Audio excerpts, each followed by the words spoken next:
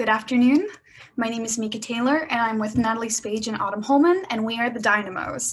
Our project idea is a highly collaborative nonprofit called the Alliance for Sustainable Farming that is focused not only on volunteering international aid, but helping build up communities in Indonesia from the ground up.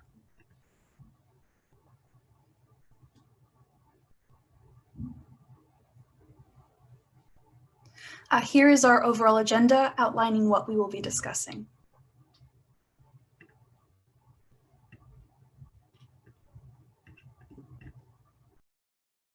So a little bit about the situation overview. In Kalimantan, 40% of palm oil production is done by small-scale farming, and small-scale farming is classified as any farms that register as under 62 acres. Only 0.21% of those small farms are certified as ISPO, which is Indonesia Sustainable Palm Oil. It's a certification that allows for international trade. It's a symbol of credibility and proof of sustainable practices in operation on that plantation.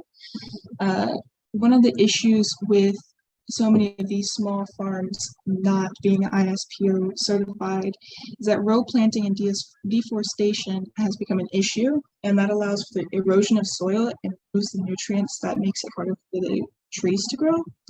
And the unregulated undergrowth, such as weeds, that create health issues for the workers that we will later discuss.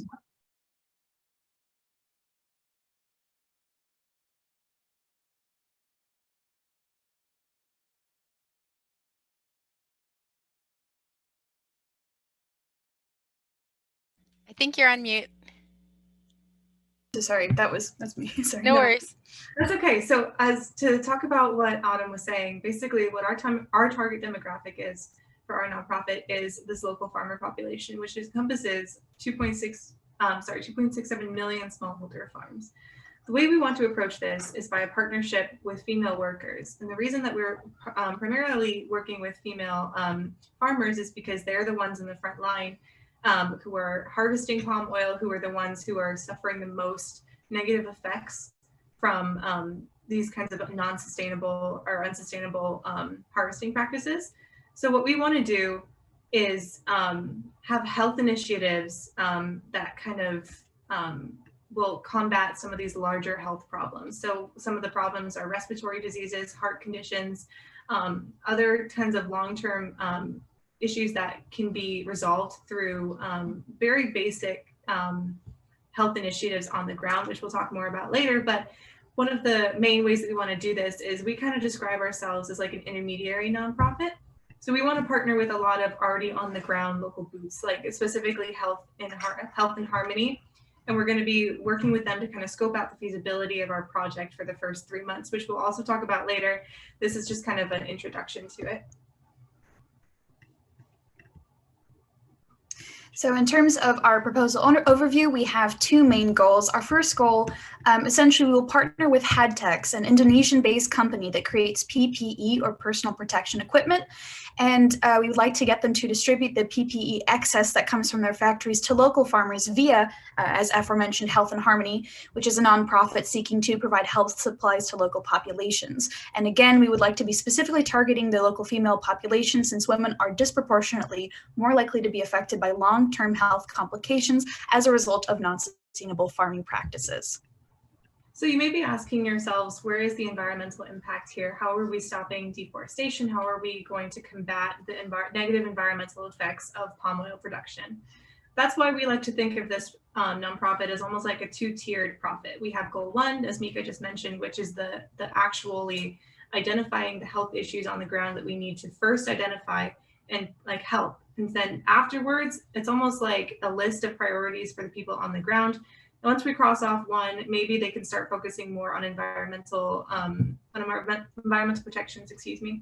So our second goal is to establish a sustainable framework with another corporation that another project that we're going to be working with called PIS Agro. And this is going to allow for us to actually kind of incentivize with the distribution of different with working with Health and Harmony, then we are going to be incentivizing people to more likely work with PIS Agro. And that is going to be the actually implementation of more sustainable farming practices. So basically, as I was saying, this is assisting in better quality of life first, and then we'll help the environment. I think what a lot of people tend to forget when we're talking about development in the third world or development in terms of environmental protections is the actual livelihoods of the people on the ground. And that's one thing that we wanted to focus on first, because we don't want to act as the West coming in as a really strong power to kind of overtake and tell people in Indonesia how they need to run their lives.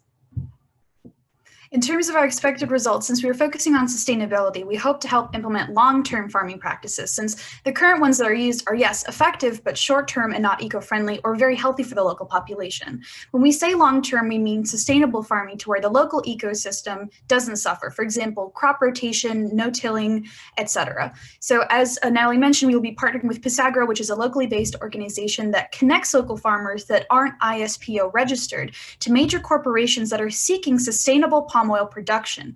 We hope that this will incentivize them to continue using sustainable farming practices for the long term. There is currently a local government push for domestic uses of excess PPE, which is why, again, it is fiscally feasible to be able to obtain excess supply of PPE from partnerships with the aforementioned local factory producers of PPE. Right, and one of the main concerns that we have with this nonprofit is where are we getting our funding from? We actually are going to be working with major corporations that are in Indonesia already, that are already buying from major plantations that are registered, as Autumn mentioned earlier, ISPO. That is the environmental kind of protections that they're placing. So by working with PIS Agro, their main goal, as Mika said, is to kind of help farmers become certified under ISPO. More likely major corporations such as Kellogg's, Nestle, Burger King even will be more likely to work with them. And we are going to go directly to those major corporations as well for funding for this because they have a vested interest in it.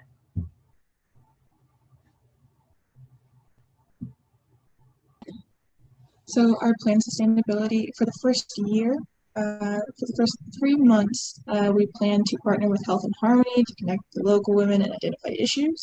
And then for the rest of that 9 months, we will be working on distributing PPE and other resources that we have gathered, as well as a continuation of our plan is to eventually use those connections that we've made with the local women to introduce these sustainable farming practices while partnering with PIS Agro, as well as starting health fairs with Health and Harmony, as they do a lot of health work in these areas.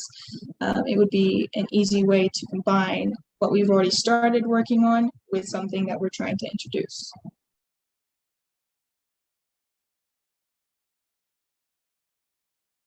And here's our bibliography. Thank you very much for listening to our presentation. Thank you, Team Dynamos, for your presentation. We will now have 5 minutes for the judges to engage in Q&A. Great. Thanks so much for your presentation. I actually have a couple of questions related to different aspects of what you're talking about here. One is on the PPE side. If you're looking at a model with giving excess PPE, what is the assurance you have in terms of stability or sort of having a recurring process for getting that excess to the people who need it? I mean, the concern I would have is, would it stop and start, right? The other question I have is, or just looking for a little more detail, is as you think about identifying the health issues with these women and then setting up these health fairs, what's the sort of the thing that would be done at those health fairs? Can you describe a little bit of that? Is it a service that's provided? Is it educational? Just sort of what's the output there? Thank you. Questions? Okay, perfect. Thank you. So to answer your first question about the supply of the excess PPE, one of the reasons that we were working with, we're trying to identify multiple different companies that are producing PPE. Now with COVID-19, I think especially this year, in terms of like our 1-year goal, especially this year, there is a lot of excess PPE that just does not meet medical regulations that people can't, like those Indonesian companies cannot send to hospitals because it just, like I said, it wouldn't meet those regulations. So we thought it would be perfect because they don't want to export it. It won't meet medical regulations in other countries as well. We have a really large supply, and I wish I had stats. I will be honest with you, I don't have stats, but we know that of multiple corporations and companies that have this really large stock of out-of-date PPE that's not up to regulations that we know we could send and distribute to different farmers in Kalimantan, excuse me. And the second question, do you mind repeating it? Yeah, I was just hoping to hear a little bit more about the objective you're trying to achieve with doing the sort of assessment of health issues and then having the health fair, the end point of that. What's the goal of doing that? Yeah, thank you so much for asking that question too. Honestly, we had this health fair idea because we know that, as we mentioned, like we took this health approach because we were thinking primarily about environmental justice in the area. As I mentioned, we didn't want to come in and say, oh, we're just going to tell people to stop cutting down palm oil. We're just going to, completely abandon the idea of palm oil production. What we noticed is that there's a huge demand for, there's like corporations already there, like Health and Harmony. There's this huge demand for increased access to medical resources. So our thinking with this, with these health fairs, was hopefully down the road. I don't think this would be part of our original 1-year plan. I don't think it would even be feasible to even try them, but we originally were thinking we would like to establish kind of like places for people to continue to get the PPE, people that can come and like learn more about, and this ties into the sustainable farming part of it too, people that can come and learn more about like why sustainable farming practices would be better in the long term versus the short term, where you can have more capital for like more product for a less amount of land, and you can just like bring your family out of poverty in the short term, but in the long term it's not as effective.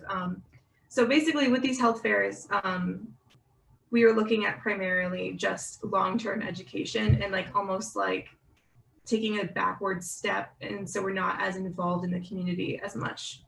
Yes, because our final goal definitely is to ensure that because again, like Natalie said, we don't want to be like, you have to do this and you have to do this. We want to be something that is mutually beneficial, because of course it is, while it is important to support the decrease of deforestation, again, we really do care about the local population, and it's extremely important that they have their needs met and that their community is structured and that they are able to survive and to, get these health benefits, and that sustainability works for them, not just for the environment.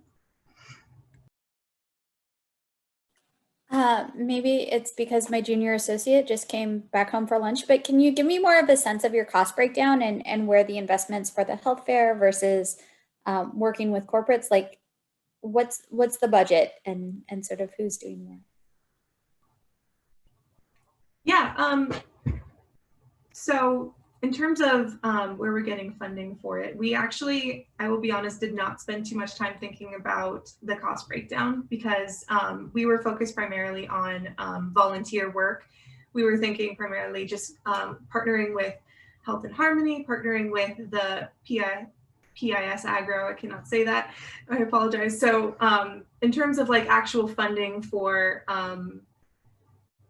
like other kinds of miscellaneous projects that we would have going on to pay for like transportation, other kinds of costs that would be needed, it was that primarily seeking donations from major corporations, Kellogg's and Nestle, Burger King, major corporations that have a vested interest in the sustainable agriculture of different small scale farmers, because they to like protect the brand of proper consumerism.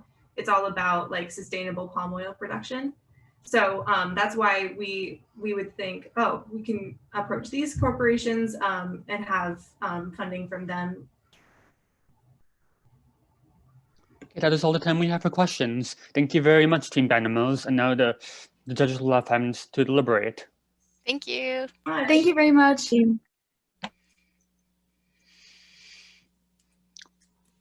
And Ben, can you tell the next team we're going to start at 1:35?